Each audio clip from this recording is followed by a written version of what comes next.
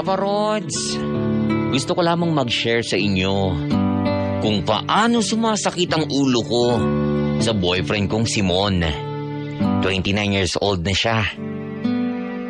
Bali ako nga pala si Laida, 25 anyos.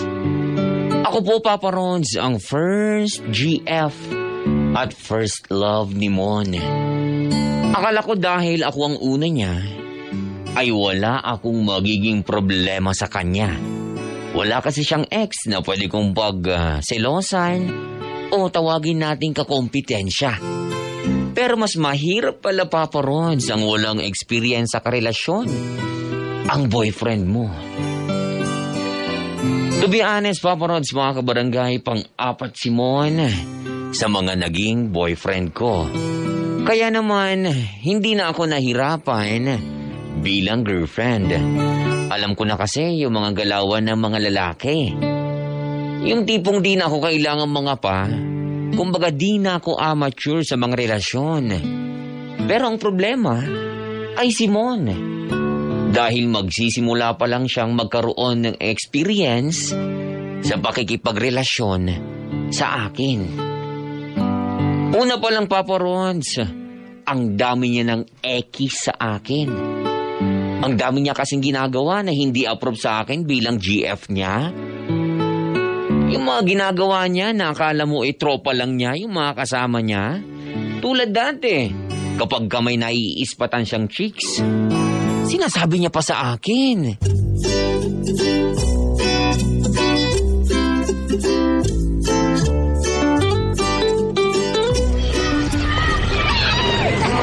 Baby, tignan mo yun, oh. Ano yun? Hindi sino? Oh, sino nga? Nakikita mo yung babae doon sa Lotto Outlet? Yung naka-stripes na blouse at maiksing skirt? At may maputing legs. Oh, kilala mo ba yan? Hindi. O ba't kailangan mo pang sabihin sa akin? Ang ganda kasi niya eh. Bagay sa kanya yung suot niya. Kitang-kita yung hubog ng katawan. Saka panalo, maputi oh. Ah, ganun ba? Wow! Nung hinawi niya yung buhok niya, mas nakita patuloy yung haba ng leg niya. Ah, talaga? Sa tingin mo, single pa siya? Di ko alam. Kasi kung single pa siya, mas pipilaan pa yan kesa sa Lotto Outlet. Ah, wow. Pero kung may BF na yan, naku, talo pa niyang nanalo sa Lotto. Jackpot eh. Eh ba't kaya hindi mo lapitan para tanungin kung single siya, no? Nakakaya eh. Sobrang ganda, baka hindi ako pansinin. Ano, tara na. Okay. Baby, tingnan mo yung nasa kanan mo. Ano na naman? Oh, galit ka ba? Hindi. Okay, good. Tingnan mo yung nasa kanan mo, dali, habang hindi pa siya nakakalayo. Alin? Yung babaeng naka-crop top at matangkad? Yung maganda? Yun ba? Yes, baby. Yun nga. Bagay sa kanya yung... Alam mo, mas bagay sa'yo kung mananahimik ka na lang. Pwede? Ang galit ka. May nagawa ba ako? Sabihin mo lang. Okay lang ako. Sure ka? Oo nga eh. Tara, kain na tayo. Papa Rods, pinaramdam ko talaga na cold ako kay Mon. Cold ako kay Mon nung araw na yun. Yung tipong matitipid na ang mga sagot ko sa kanya o sa mga tanong niya at mukhang hindi man lang siya nakakahalata.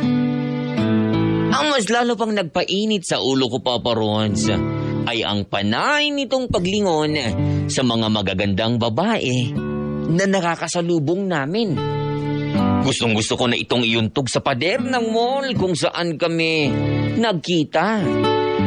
Di ba niya alam na likas ang pagiging insecure ng mga babae?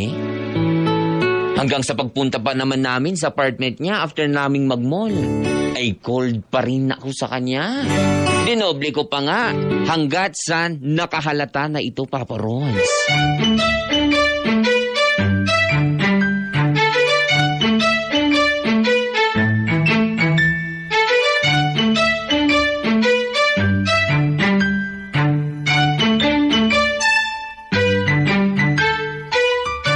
Kanina ka pa parang wala sa mood ah. O buti naman napansin mo. May nagawa ba ako? Sa tingin mo? Parang wala naman. Basta bigla ka na lang nanahimik tapos pagpipilitin kitang sumagot. Matipid naman mga salita mo. So, iniisip mo na wala kang ginawa? Okay, edi wala kang ginawa. Wala talaga akong maisip eh. Okay, matulog na tayo. Okay, sige. Ayusin ko lang tong... Bad trip ka talaga. Ang insensitive mo. Hindi ako okay, no? Bakit sabi mo okay ka lang? Ano ba talaga? Naguguluhan ako sa'yo eh. Kanina pa ako naiinis sa'yo katitingin mo sa mga babae. Wala namang masamang tumingin ah. Sa maganda eh. Alam mo ba kung ano yung feeling ko habang ginagawa mo yon? Sobrang nai-insecure ako. Kinukumpara ko tuloy sila sa akin at ako yung kulelat sa itsura. Grabe ka naman, napatingin lang naman. Hindi ko rin naman makikita yung mga magagandang babae yung sa susunod. Magaganda? Ha! Grabe, nakakairita ka talaga. Gusto mo magsinungaling ako? Gusto ko, wag kang tumingin sa mga babae habang kasama ko. Dahil nakakababa ng pagkababae ko. Lalo na kapag i-describe mo pa kung gaano sila kaganda at kasexy. Sobrang nakakabastos, alam mo ba yun? Sorry na, hindi ko naman alam eh. Nasanay lang kasi ako sa mga kaibigan ko na kapag nakakakita ng magaganda, tinitignan namin at pinag-uusapan. Hindi mo ko kaibigan. Girlfriend mo ko. Ano sa tingin mo yung mararamdaman ko kung panay-tingin ka sa mga babaeng magaganda? Kung gawin ko kaya yun sa'yo? Natitingin ka rin ng magagandang babae? Hindi! Kung titingin din ako sa mga lalaking gwapo. Okay lang naman, tingin lang naman eh.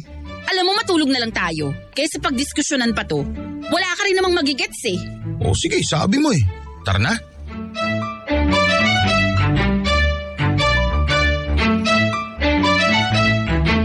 Ay, naku Papa Ron, sobrang insensitive talaga.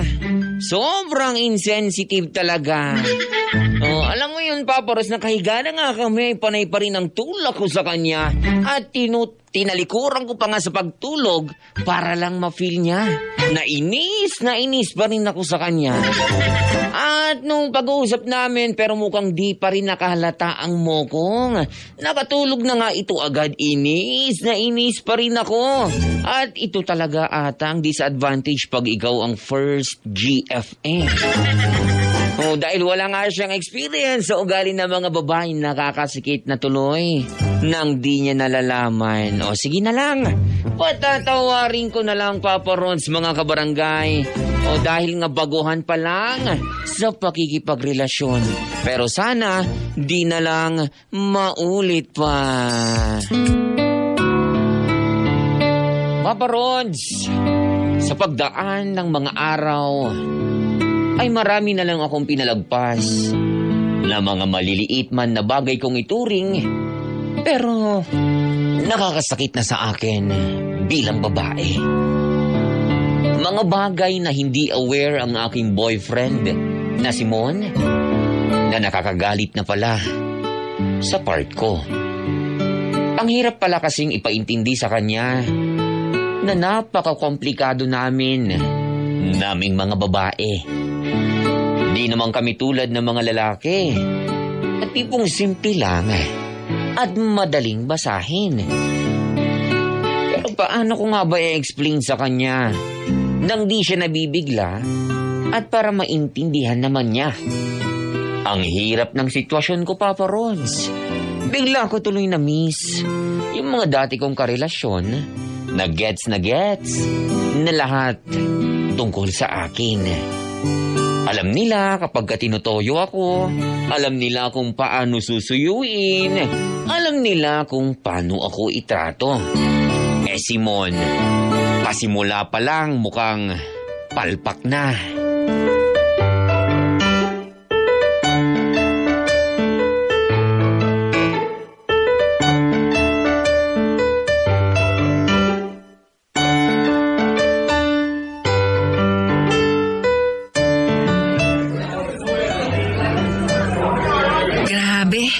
Naparami ako ng kain. Sobrang sarap nitong sugpo. Ikaw nga halos umubos eh. Rice ka pa? Di na siguro. Naninikip na tong pantalon ko eh. Ibukas mo muna yung butones at yung zipper. Maluwag at malaki naman yung t-shirt mo eh. Hindi mahahalata. Baby. Yes, baby. Mataba na ba ako? Oo, baby. Ano? Malaki yung tinaba mo mula nung naging tayo.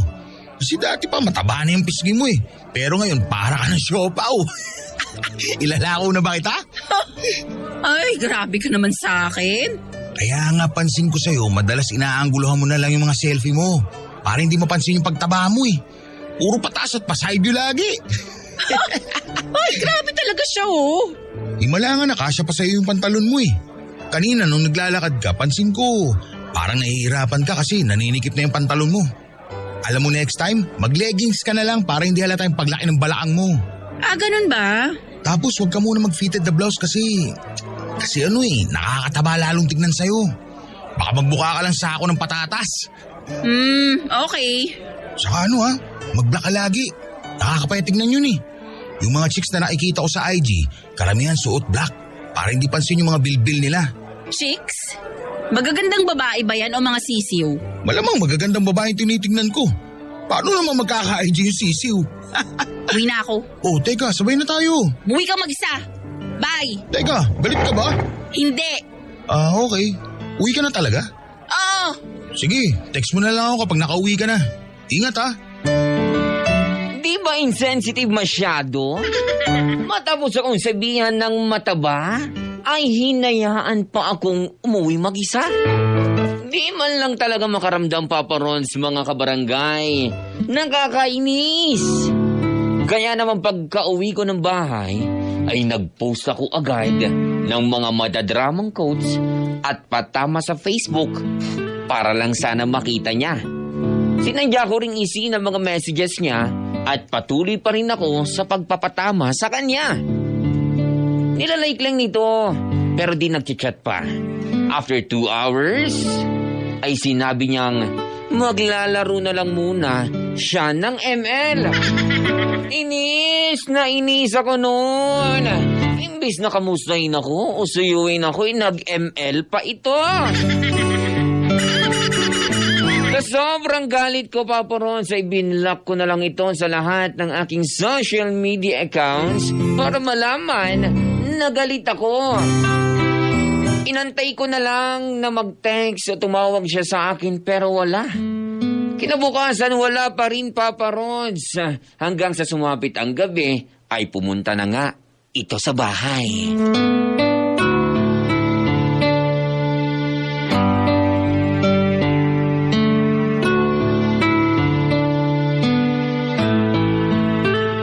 May problema ka ba sa akin, baby?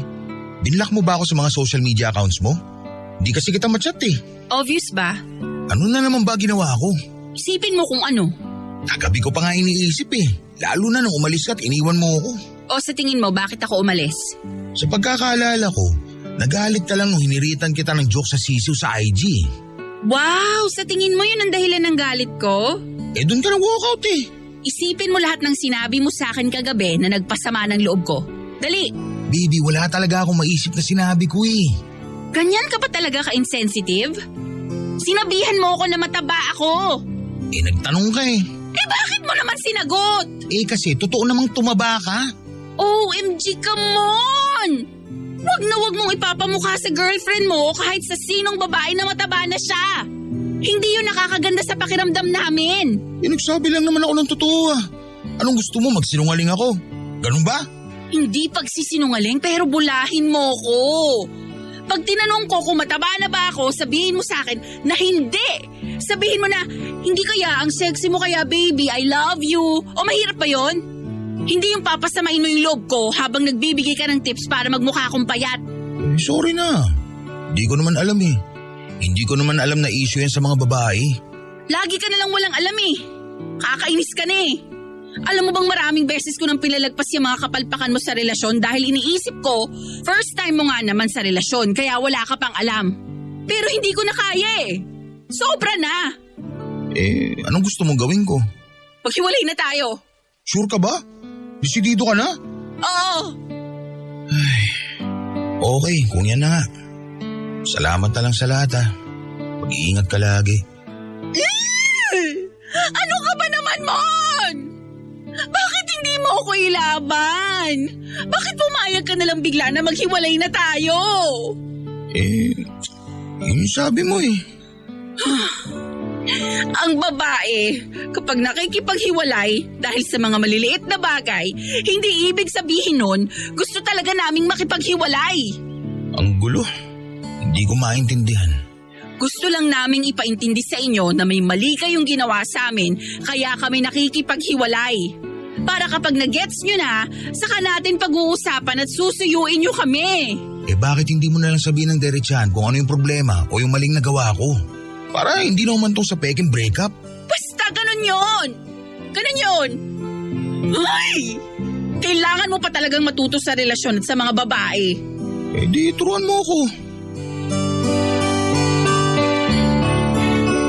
Papa Rods, sa totoo lang, nagdesisyon akong turuan si Mon tungkol sa utak o tungkol sa takbo ng utak ng mga babae at kung paano ayusin ang isang relasyon. Gusto kong magtagal kami at sabi niya, ganun din naman ang gusto niyang mangyari. Kailangan naming ayusin ito bago pa kami mauwi sa hiwalayan. Maayos naman si Mon, Papa Rods. Sadyang wala lang talaga itong alam sa mga babae. Dahil una, wala itong kapatid na mga babae. Pangalawa, wala itong naging interes sa mga babae. Dahil simula pa lang ay panay online games at pagsama sa mga tropa niyang mga lalaki. Kaya to be honest, Papa Rods, mga kabarangay, medyo flattering din. Dahil sa totoo lang, napakapihikan niya. Ako yung napili niya, ibig sabihin, may something special sa akin. Kaya naman, gagawin ko na lang ang lahat. Para di naman, wala lang itong nangyayari o para naman, makipag-cooperate na lang siya.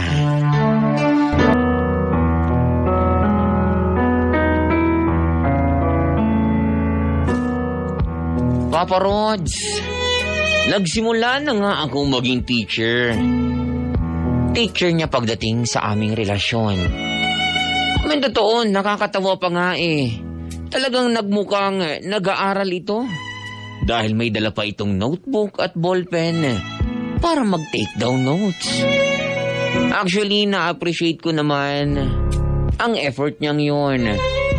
Mukhang gustong-gusto niya talagang matuto.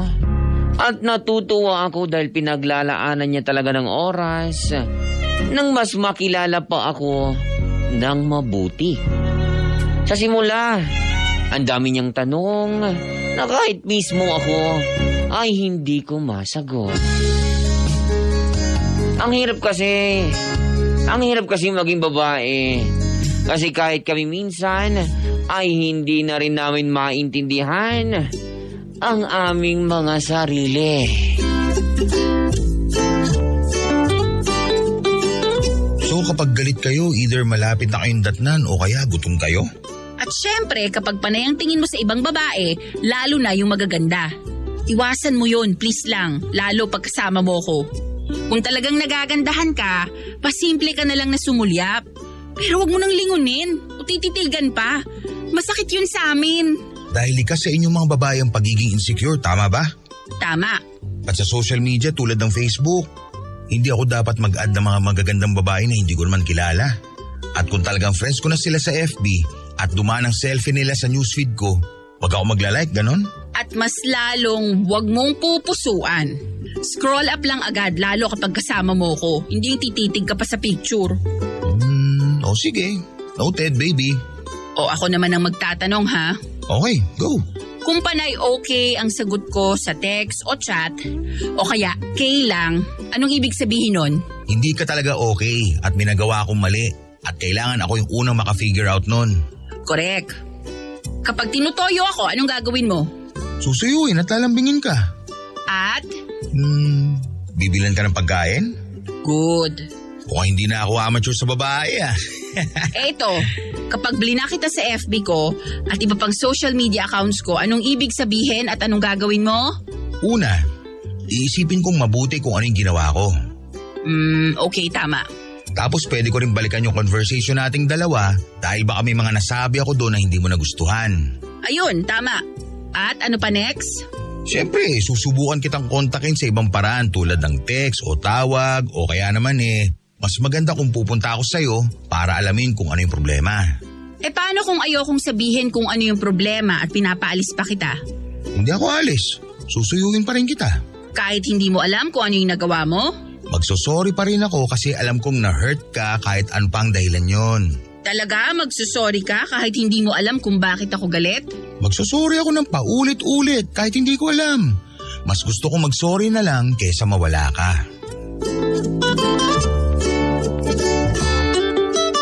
Papa Ron, sobrang kinilig ako sa huling linyang yon ni Mon. Di ko yung tinuro sa kanya, nakagaling yun mismo sa kanya. Doon ko naman napatunayan na mahal nga talaga ako ni Mon, Papa Ron. Mas importante sa kanya na matalo na lang sa argumento kesa naman mawala ako sa buhay niya. At syempre, para naman fair, Papa Ron, ako naman ang humingi ng tips para sa kanya para naman mas maunawaan ko pa si Mon. Alam kong may mga naging BF na ako dati, pero gusto kong maging mas maayos pa rin kami at gusto ko pa siyang mas makilala.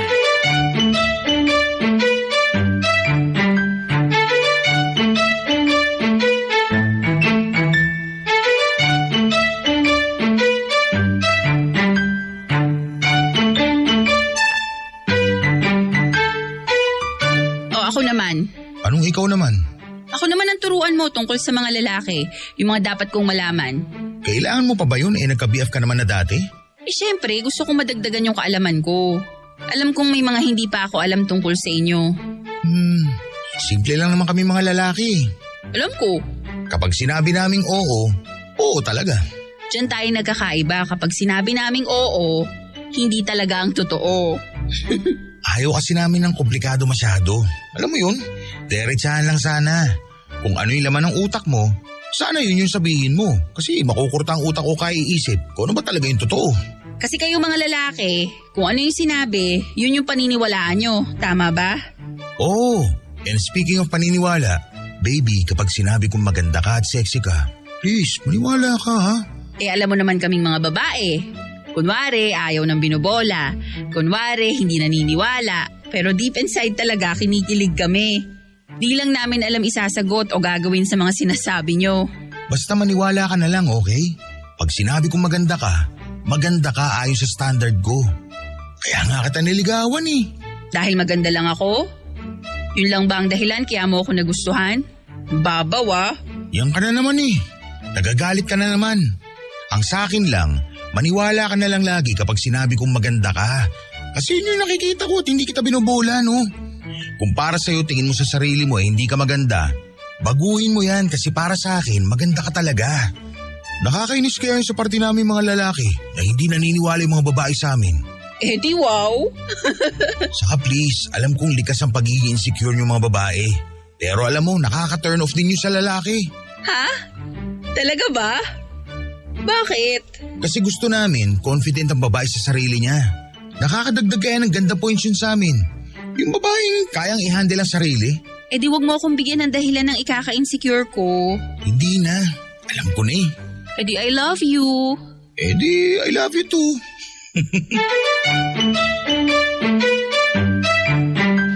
Ay, naku. Papa Rons, walang relasyon ng perpekto. Pero may relasyong tatagal kahit maraming pagkukulang sa bawat isa. Bakit? Kasi wino-work out nila ang dapat i-work out. Yun lang naman ang kailangan sa relasyon para mapunta sa forever.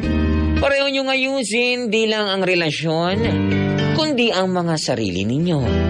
Kaya nga isa sa mga dahilan kung bakit kailangan nating karelasyon, hindi lang para sa kilig moments, kundi para rin ma-inspire natin na gawing better ang mga sarili natin. Kami ni Mon, kahit marami pa rin kaming shortcomings sa relasyon namin ay di ba rin kami bumibitaw at inaayos pa rin namin ito hanggat kaya namin. Kaya nga ito, at 5 taon na kami sa relasyon namin ngayon, marami pa rin kaming pinagdaraan ng away at problema. Pero kasabay din nun, ang saya at tawa. Masaya akong siya ang pinili kong mahalin. Una pa lang dahil alam ko na sa kanya ako magiging masaya at sa kanya ako mag-grow bilang individual. Maraming salamat, Papa Rons, sa pagbasa ng aking liham. Ako pala ang forever kabarangay, Laida.